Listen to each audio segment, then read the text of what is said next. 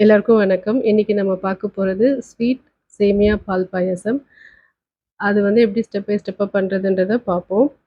நான் 1 கப்ல வந்துட்டு சேமியா எடுத்துட்டு இருக்கிறதால, சேமியாவும் சுகரும் மிக்ஸ் பண்ணி ஒரே 1 கப்பு தான் எடுத்திருக்கேன். 2 பேரு 3 பேர் சாப்பிடுற அளவுக்கு தான் இது. அதே மாதிரி 2 கப்ல வந்துட்டு பால் எடுத்திருக்கேன். ஒரு பேன்ல கொஞ்சமா நெய் ஊத்திக்கோங்க. நெய் பிடிக்காதவங்க பட்டர் போட்டுக்கோங்க. 2மே நல்ல டேஸ்ட்டு குடுக்கும். அப்புறமா வந்துட்டு அத நல்லா கலக்கி விடணும். பால் 2 கப்பையும் ஊத்திட்டு நல்லா கலக்கி விடுங்க. அடி பிடிக்காம பார்த்துக்கோங்க. நல்லா கலக்கி, நல்லா சுண்டி வர்ற வரைக்கும், அந்த மில்க்கோட ரா ஸ்மெல் போற வரைக்கும் நல்லா கலக்கி விட்டுட்டே இருங்க.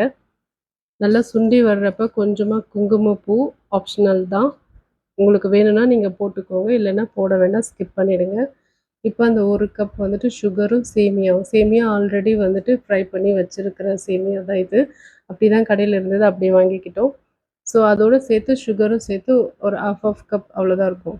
இதில போட்டு நல்லா மிக்ஸ் பண்ணி, அதுவும் நல்லா கொஞ்சம் வெந்த வெந்த பதம் வந்த அப்புறமா, அது வர வரைக்கும் நல்லா கலக்கி விடணும்.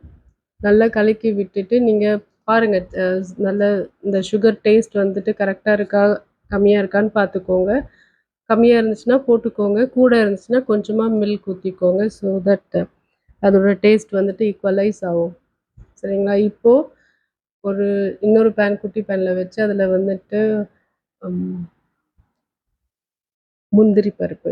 அத வந்துட்டு ஃப்ரை பண்ணி எடுத்துக்கிட்டு, திராட்சையும் கொஞ்சமா போட்டு ஃப்ரை பண்ணி எடுத்துட்டு, அதில வந்துட்டு மிக்ஸ் பண்ணிடுங்க பாயாசத்தில. இப்ப சூப்பரான ரெடி ஆயிடுச்சு பாயாசம். குழந்தைங்களுக்கு குடுத்து என்ஜாய் பண்ணுங்க. நல்ல டேஸ்ட்டா தான் இருந்தது. இதுதான் சர்ப்ரைஸ்.